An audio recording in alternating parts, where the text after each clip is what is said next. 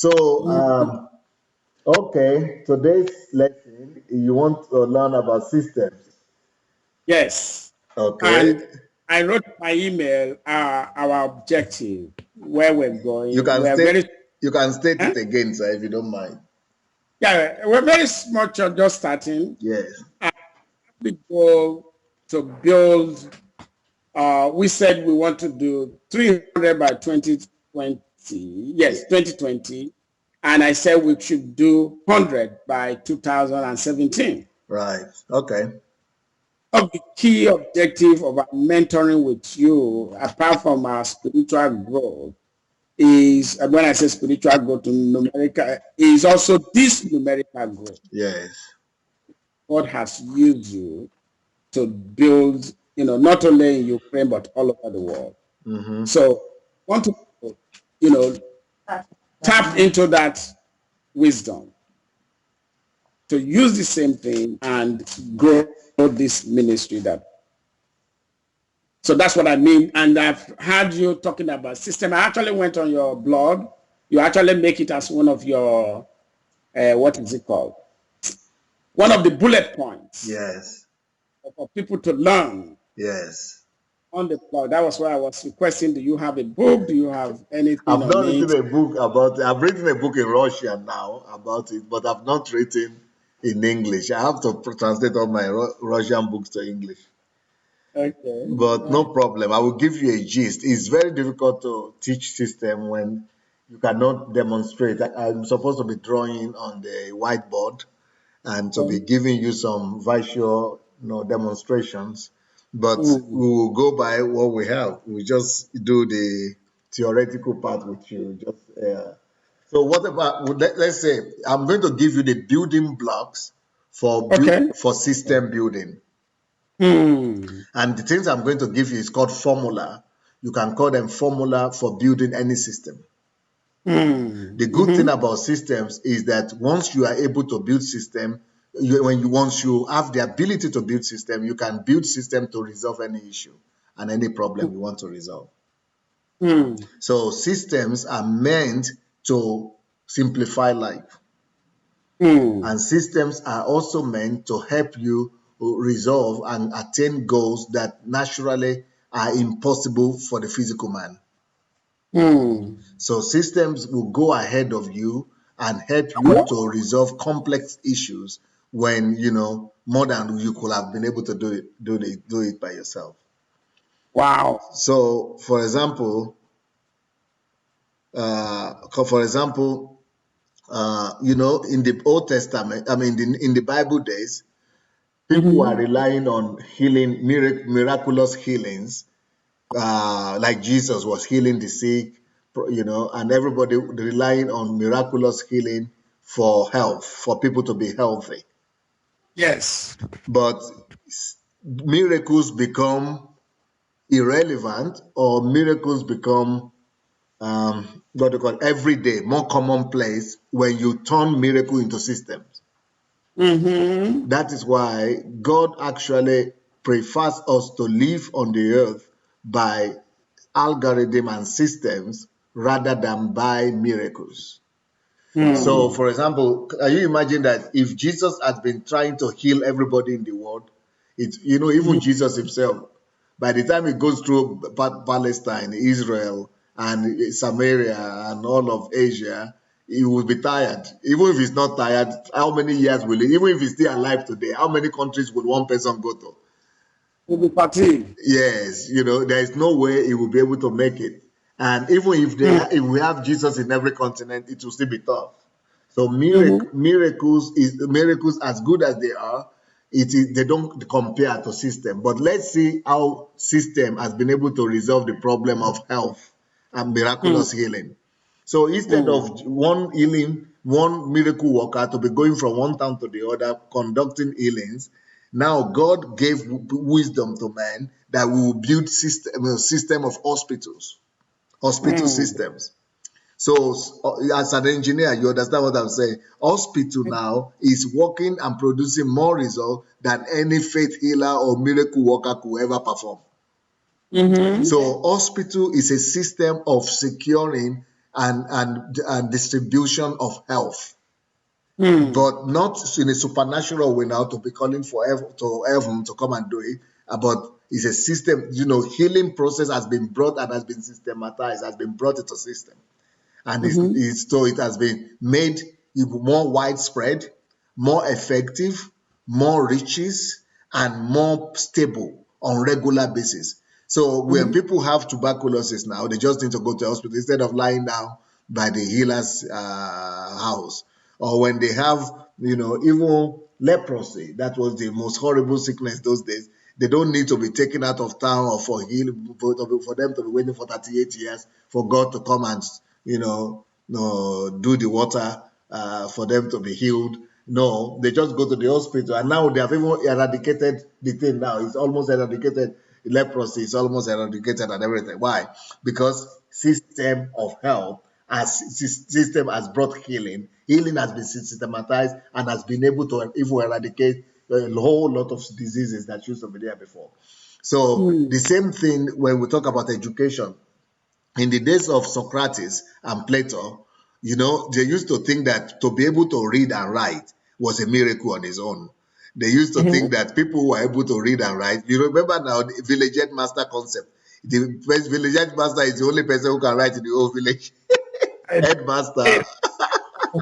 So everybody is bringing their children to him and everything. But once a system of of alphabet was invented, and people could now use alphabet, and it became a system, you don't need village headmaster in every village. Even they used to be the most important people before. Now they are the least of people in village teacher. Nobody wants to go to village to become a teacher anymore. They are no more because the system of alphabet to be able to read and write has make it common. That's what system does. System simplifies life. It have greater riches. It solves greater amount of problems. So that's those are some of the advantages of system. Even God Himself is a God of systems. God Mm. created everything in system. That's why when we wake up, for example, in the morning, we don't need to begin to pray for God now to send moon or for the night and to send sun so that and then God doesn't wake up one day and say, I forgot to wow, it's supposed to be sun no day in the Australia and I forgot to put on the sun. He doesn't need he doesn't need to say he forgot or he overslept. He had done it one time. So one single time, he put a system of supply of energy through sun, through moon, stars. He just put one time system, and everything is being supplied and it's rotating. So the system makes it to be dark here and be day in Australia. To be now it's morning in your place, now it's night here. It just it just has put it in system. Also, when we look at plants and trees, God doesn't need to be planting trees every year. He just plant one time trees, and one time He created plants, plantation, and tree. He put them in systems so much that everything reproduces itself for eternity. The same way, even human being, He created us in systems so much that he doesn't need to be creating any new Adam and Eve every year. It's just one time because he has put it in system where everything reproduces. So the thing is that we have to just copy God. And to Mm. copy God and know how to build systems, we just need to, we need to find out algorithm or formulas of how system is built. And that is why it's a mathematical conclusion and it's based on logics and mathematics. And but it's what everybody we should know to do on everybody. So so system of education is a system. Transportation is a system. Hospital is a system. Society where we live in is a system. Political life is a system. So that's why things work in orderly. Systems make things work orderly.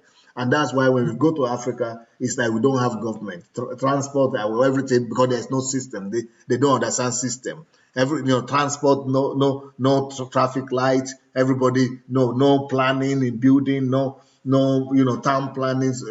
Cities are just coming up. Everybody building with where they want. So chaotic, more chaos when more chaos when there are no systems. So when it comes to church growth, let's bring it home to simplify everything. When it comes to Mm-hmm.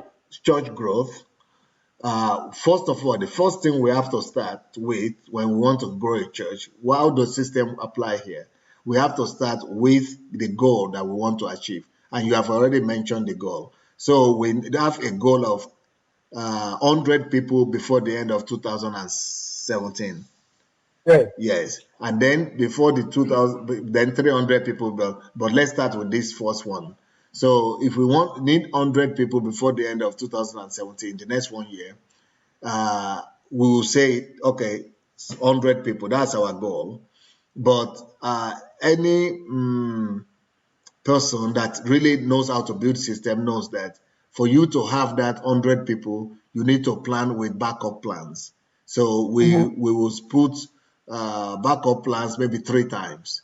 Let's say we need 100, but we're going to work for 300. Okay. So even Mm-hmm. though at the back of our mind we know that we need 300, but we are going to work as if we want three. I mean, as we need 100, but we are going to work as if we need just 300. Mm-hmm. Let no, let me start by the way I did my own when I started our church. I knew that I my own goal was to have 1,000 people before the end of the year. That's what I wanted. And but for me to have 1,000 people, I had to actually no, sorry, I made it. I wanted to have 1,000 people in 2 years. I wanted Okay. to have 1,000 people in 2 years. That is 500 in a year. But for me to have, but I needed to work so much that I will have that 1,000 not in 2 years, but in 1 year. Mm. So that was the way I challenged myself that even though I needed 1,000 in 2 years, but I will work to have that 1,000 in 1 year. So Mm. now, how did what system did I put in place?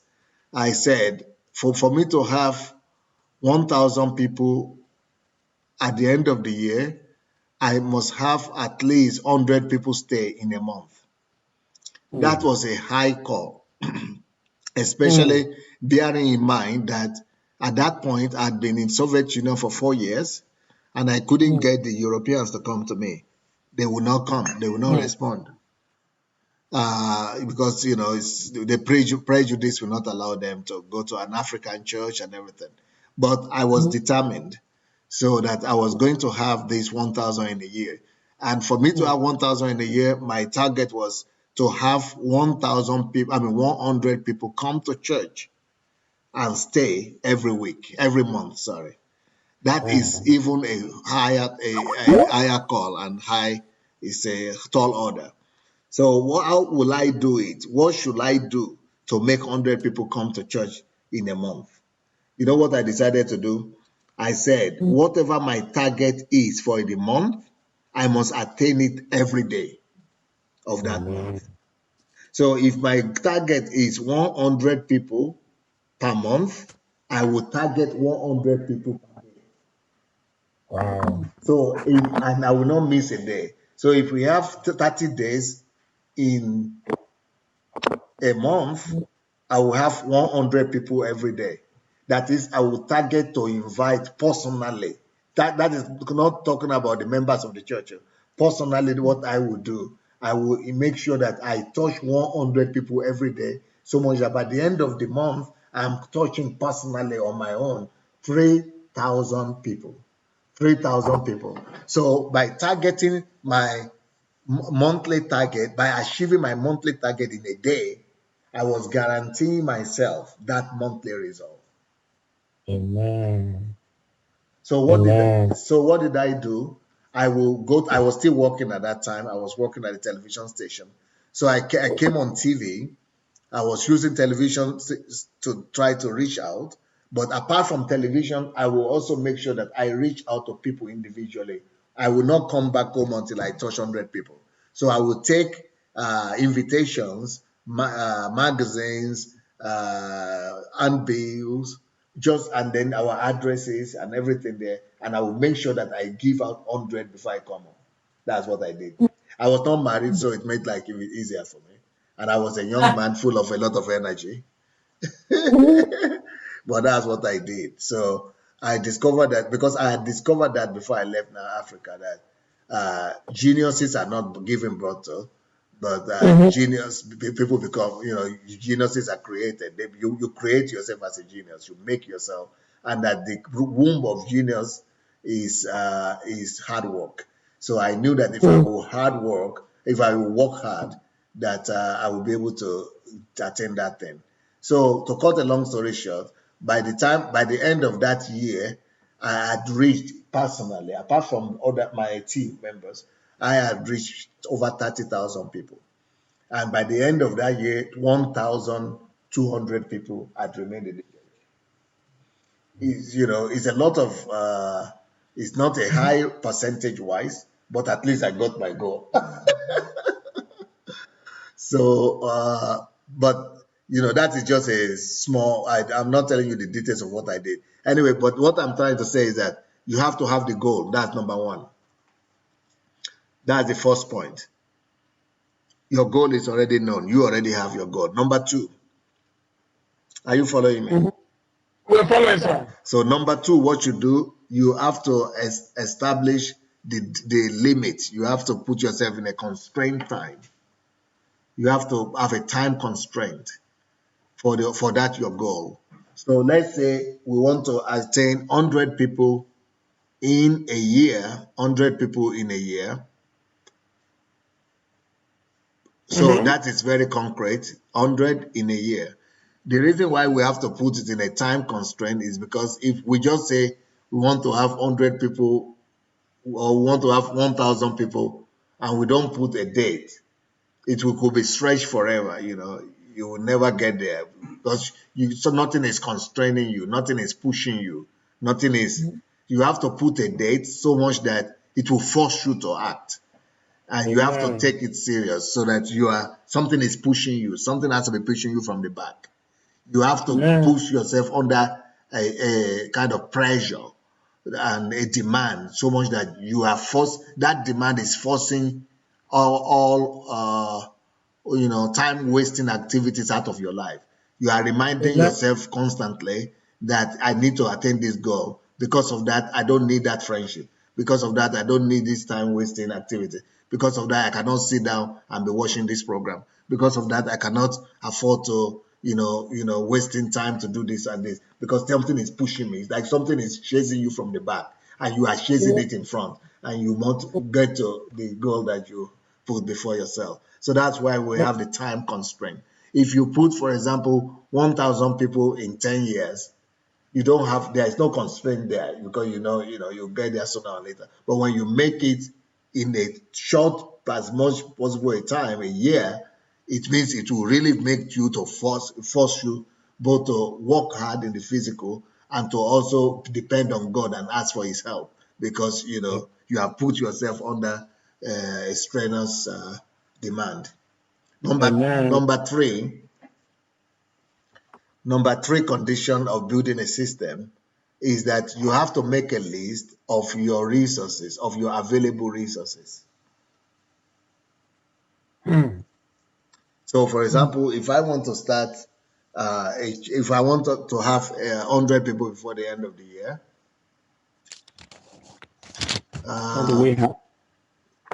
if I want to have 100 people before the end of the year, I must now say, okay, what are the resources that I have that could facilitate me or help me to get, what are the things I could use to facilitate that goal? So to have 100 people, I will have to say, how many leaders do I have? Let's say I have 10 leaders or 10 members. Let's even say I have just 10 members.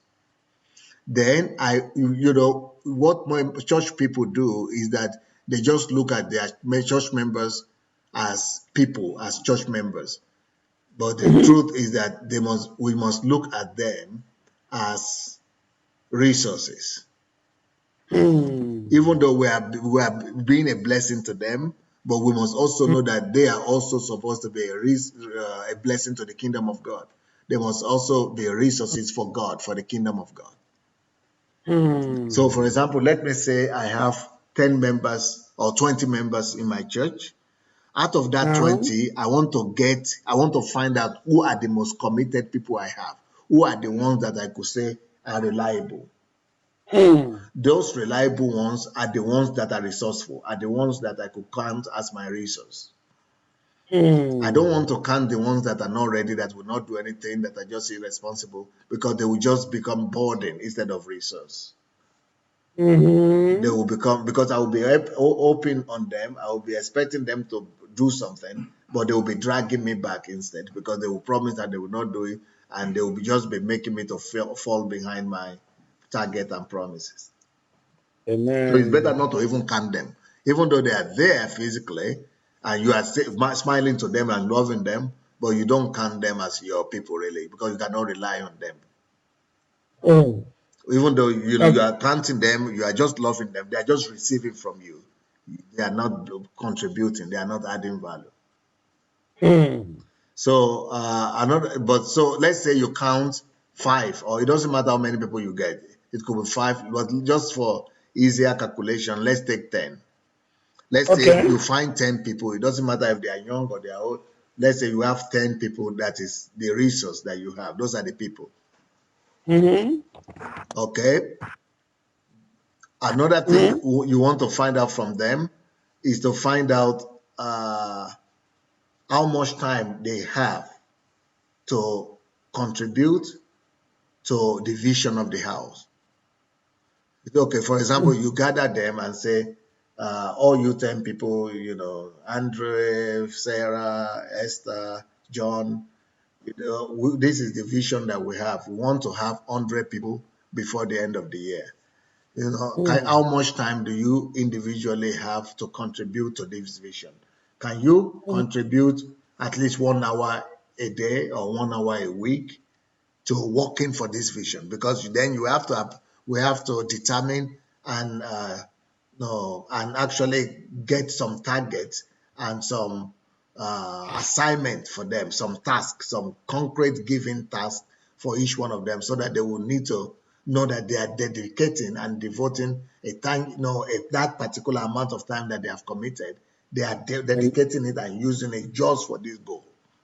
amen. So let's say they Amen. say 1 hour a week. So that 1 hour, they have to find it, or 1 hour a day, they have to find it and only use it, for example, maybe to do internet outreach, or to go and visit people and invite them to church, or to go and, bless people, or to go and do outreach, or to go and bake cake for people. They have to use it for the purpose that we are talking about, for the kingdom Amen. purpose, for the goal of the church. So that could, we could quantify that by saying, okay, since that 1 hour, let's quantify it by saying it is one person. If it is 1 hour per day, let's say it's one person you are reaching per day. If it is 1 hour per week, let's say you are reaching one person per week. We just have to Mm, quantify, because it's what our target has to do with people. It has to do with the growth of, the mm, quality, quantity of people. So anything mm, they commit, their service, their assignment, we have to make it concrete. We don't just want people who just forum and say, "Oh, I will do my best," or I will be there. "Oh, Pastor, we trust, we are supporting you. Oh, Pastor, we are with you." Oh, no, no, no, no. We want to quantify that their commitment. We want to be able to amen. know what that equals to at the end of the day, on daily basis, Amen. on weekly basis, on monthly basis. We Mm, want to review it. We want to cross-check it. We want to analyze it, and know that yes, they are actually doing what they are supposed to be doing. So that is the resource. That is how to work with our resources that we have. But apart from the resources of the people that we have, you should also. But the first thing that you must rely on basically is your own resource. You have mm, to depend more on yourself than on mm, the resources of others. So if you mm, as a leader would not take responsibility for something tangible and say, "I mm, commit this to bringing people to church," nothing will happen. So you start with mm, yourself, you give your own commitment, and then show it as an example to them, for them to also give their own hourly commitment. Apart from that, you are still teaching them, you are still cross-checking, you are still monitoring the result and everything. Amen. So next point uh, after your resources is we now need to divide your goal by the resources you have. Okay, Mm. let's say you have uh, the goal of saying 100 people in a year, and you have the resource you have is 10 people. So it means that in this year, every one of us must take, we are saying, okay, our goal is 100, Mm-hmm. 100 divided by our resource. Our resource is what? 10. So 10 people, 100, our goal, we are dividing it by 10. So, which means every person or every family or every person who now knows that he is taking responsibility for 10 people within the year, not just to be added to the church, but also to be mentored, to be followed up, and to be established. Amen. So now we sit down with them and say, okay, your own 10 people, how do you wish to get them? Where do you wish to get them from? So the way we do it is that we now say, okay, let's help you to simplify it so that you will know where to get them. Some of them don't know where to get them. We say, where is your passion? Some of them will say, my passion is with children. Okay, we'll say, what can we do to attract children to this church? Like, for example, in your church, in America generally, if you will put good children ministry or good Mm. children's, what they call Sunday school something ministry, people will be attracted. Or if you Yeah. have the building or some playground or play something, or even a lot of people, a lot of kids are in the neighborhood, especially the African American, that they are not taken care of. Those kids are not taken care of. So we say, okay, since you particular, let's say family of Sister Sarah family, you have burden for children. Let's look at the families in this our neighborhood or in this our city where they have children and their parents are not responsible for them. Okay, we have to go to all those neighborhoods and say every week we have a program for you to take care of your kids. So we are taking Mm. your kids to school, I mean to church. We are going to provide for them. We are going to drive them. We are going to something. So it's something concrete. They have to determine what are the streets they want to go to. How many streets Mm. do we have those kind of family? How many houses? How many families?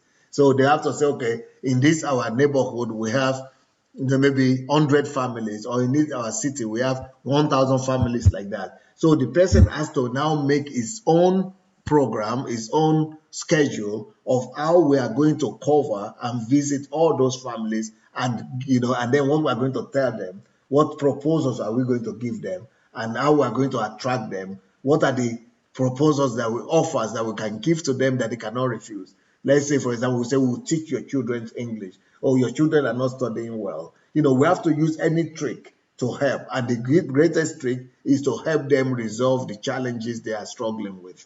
Maybe they are Mm. struggling with their kids going to school or studying well, or they don't know mathematics, or they are playing in the neighborhood, they want going to the gangs or something like that. So we just give them a solution.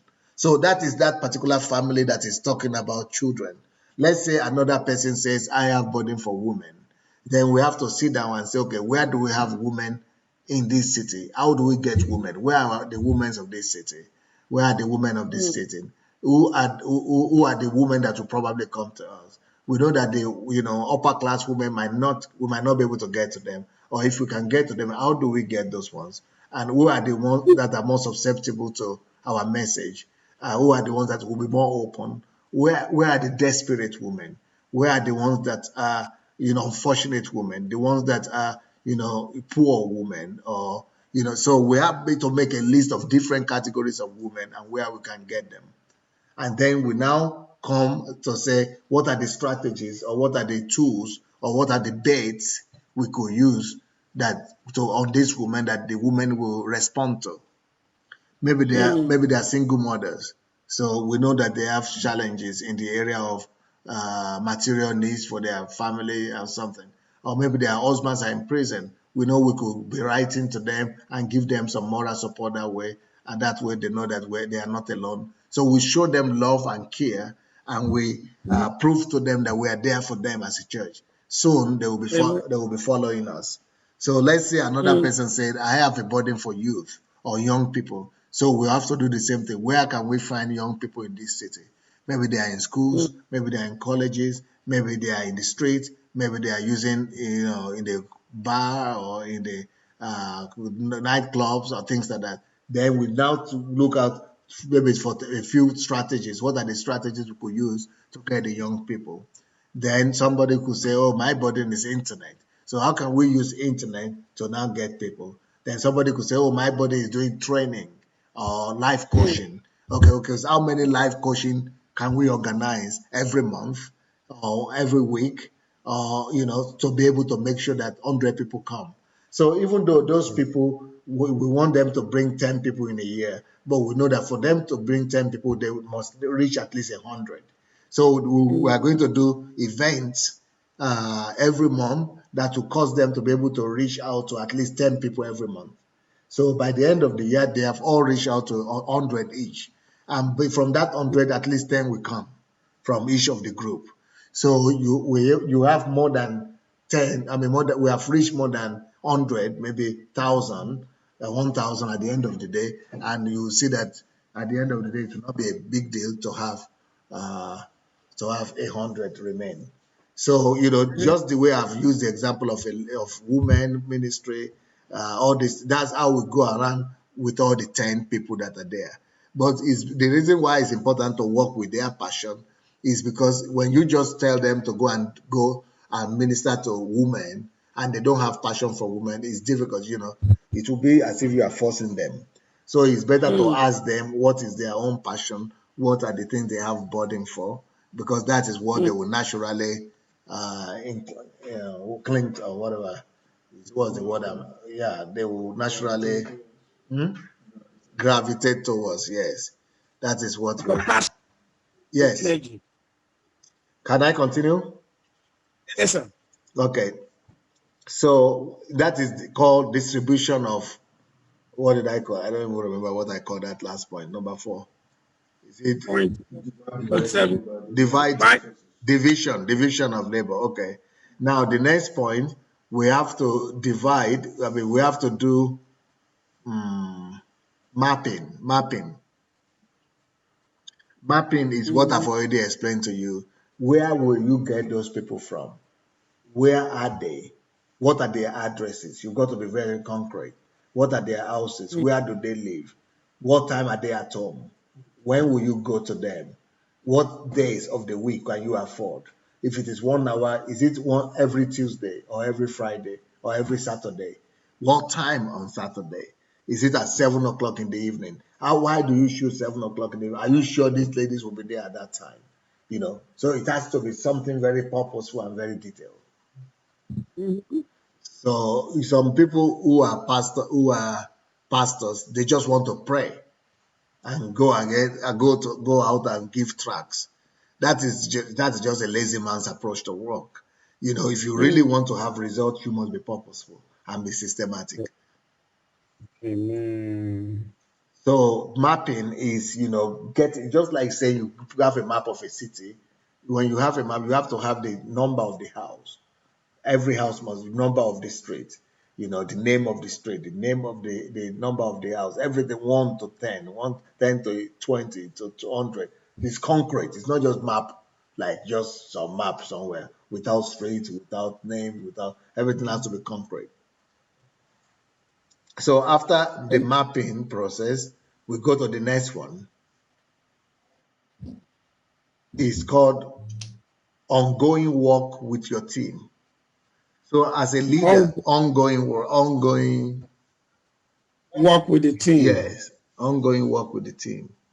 So Yeah. so you have to have, don't just give them the assignment one time and expect them to go and be responsible. They will not be responsible. People don't Mm, do what they promise to do. They do what they know is going to be monitored or controlled. People don't even do mm. what you tell them to do.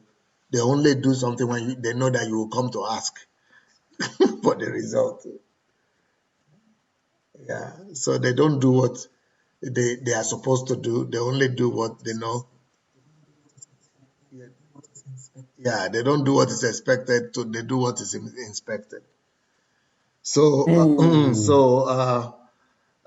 that means that you have to have a maybe weekly meeting with them.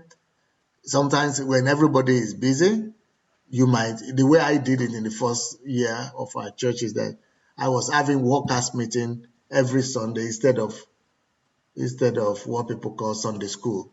Sunday school was for children, and for adults, I was having workers meeting, and that's where we discuss all these strategies before the service. So if the service is at 10, we'll meet at 8 or 9, or something like that. But if you have another day, that's because people were busy.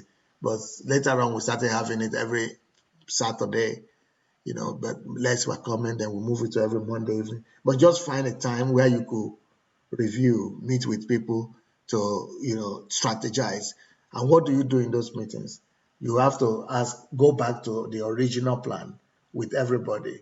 What is the thing responsibility you took on yourself? What is the responsibility you took on yourself? How many of the streets have you covered? How many are remaining? What did they say? And what are the strategies you used? What are the permissions you needed? Who are the people who got successful reports? And those ones have to now give reports and share their testimonies so that they will encourage others and just ongoing monitoring work. Mhm. That's follow up. Yeah. And then of course more motivation, challenging the team and giving them more vision, more, casting vision before them, reminding them of the goal, and just motivating them to keep on doing what they need to Um, do. And then you have to let them know that they are not working for the vision of the church. All of them are fulfilling their calling because they are actually doing what is in their heart, and God is going to reward them for that because it's not just the church that is we are growing; it's everybody that is doing what God has called them to do. So you are actually working out your salvation that way as well. You are not just sitting down in church that you are saved and is good, but you are actually thanking God. You are doing something to appreciate God and thank Him for the salvation He gave you and for the death He died for you. So people are actually serving God. That's the way to serve God. Do you think we do in church? According to my book, Church Shift, when they sing in the choir and they stand in the as ushers, that is just homekeeping, I say. That's like homekeeping. That is not real service, ministry. Real service is when you really go out there to people who don't know Christ and attract them to come to Christ. Amen. So that is the work with the team. Then after the work with the team, you have to what do you call it? The next stage is um, you have to do your paperwork, something like that. So you have to do your paperwork. What do I mean by that? What I mean is that all those people you have to have a journal where you say, Mhm. okay, the Sharon family took responsibility for this. These are the things they promised to do. This is their expectation. They went there, a report, a kind of paperwork for Mhm. everybody that you are working with. So you have their telephone, you know when you are supposed to call them, you are calling them. Okay, for example, let's say they are supposed to go every Friday at 7 o'clock. You have put a report for yourself that okay at 5 o'clock I'm calling them to remind them and then at 9 o'clock after they finish I'm calling them again. How was it? Was it okay? To encourage them and something like that. So you have to have the whole database, so to say, that helps you to monitor what's going on and to be able to, Mhm. paint. You see the whole picture. You see the whole picture of what is happening before you, and that's what helps you to be able to work with them ongoing work, maintain ongoing work with them, and something like that. So I don't know what you call that. I think it's paperwork for you. It's your own, If yeah, paperwork. Huh? is it inventory or yeah, ongoing, control mechanism that you have for yourself. By name, Okay. but it has to be by name, and with everything they are doing, and that's how you are catching up with them. So Mm-hmm. the next point, you've got to touch that dream, that your goal on daily basis. Mm. So Mm. every day you are going back to the goal that is before you that you put, and you are looking at the team. Of course, we touch it by praying for them, but not just that. You touch the vision maybe by calling them to encourage them to share something with, to just encourage them, for them to know that pastor is expecting something from them and that you are proud of them and you enjoy what they are doing. And then you also do something on a daily basis. Like in my own case, I was going out every day and touching 100 people. And if I don't do that, I don't come back home. I must carry out my vision on that day, because my own responsibility was a daily responsibility. So you must do something about your vision on daily basis. Amen. Okay. The Amen. next one,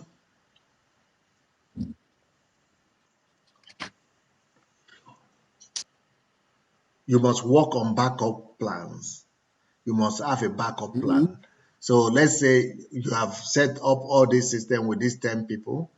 A backup plan, for example, could be, in my own case, my backup plan was TV program that I was having, because that one I could not measure. I could not measure it, but I was still using it to invite people, talking, So you might want to have a backup plan by being on the internet, by being on radio or television, or by just giving out tracks, or even by having another team to duplicate all those things that you have already, some of the assignments that you have already given to people could also be Mm-hmm. duplicated as a backup plan. So the more backup plans you have, the better. Amen.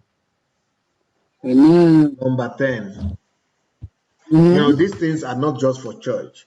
These kind of things could be done. This system could be used for anything. It could be used for business. It could be used for social organizations. It could be used for NGO. It could be used to attain any goal. It could be used for sales or anything. Next Amen. point,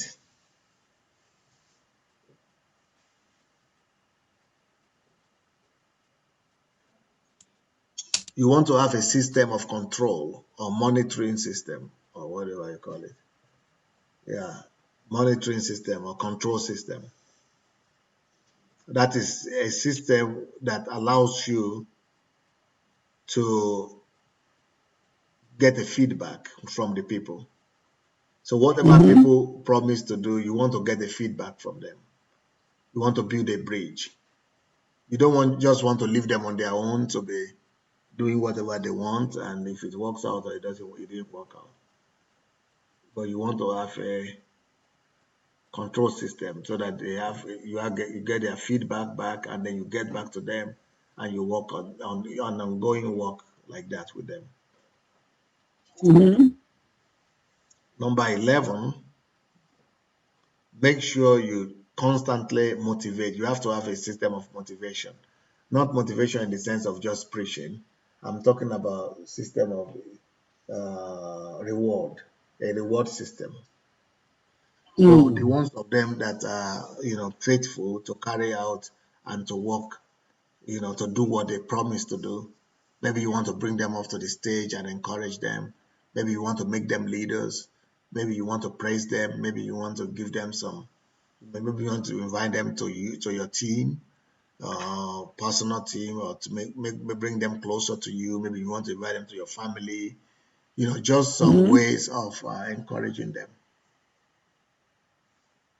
Mm-hmm. Amen. Amen. Then another thing you want to do, the last point that I have here, is that after all these people are doing all this thing every week, they are bringing new people and things like that, you must also find a way to work with the new people that are coming to the church. So you yourself must, any new person that comes to the church, you must find a way you must find time for them and to meet with them, maybe regularly, maybe on weekly basis, to just maybe drink tea with them, encourage them, give them some word, so that that way you are helping to establish them. On one hand, Mm. these people who are in touch with them are establishing them. On the other hand, you too, as a leader, you are also working to establish them as well. Mm-hmm. So basically, this is just a skeleton that I'm giving unto you. Thank It's a 3-4 hours teaching, but I think no, this is I hope this is a skeleton that you could all now put skin and muscles in.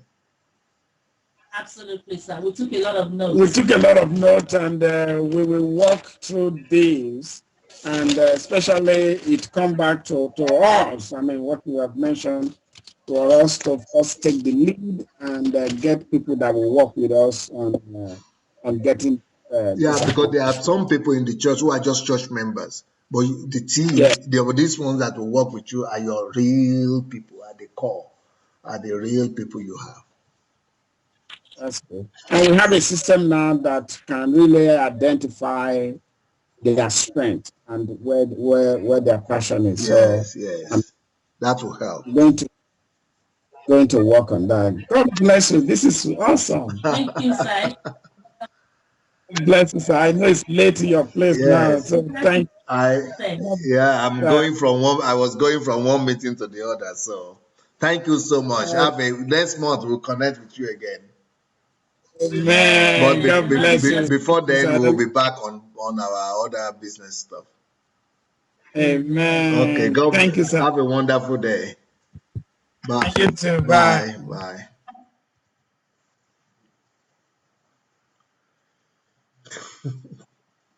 Now they have to do it to know one thing, to know the secret of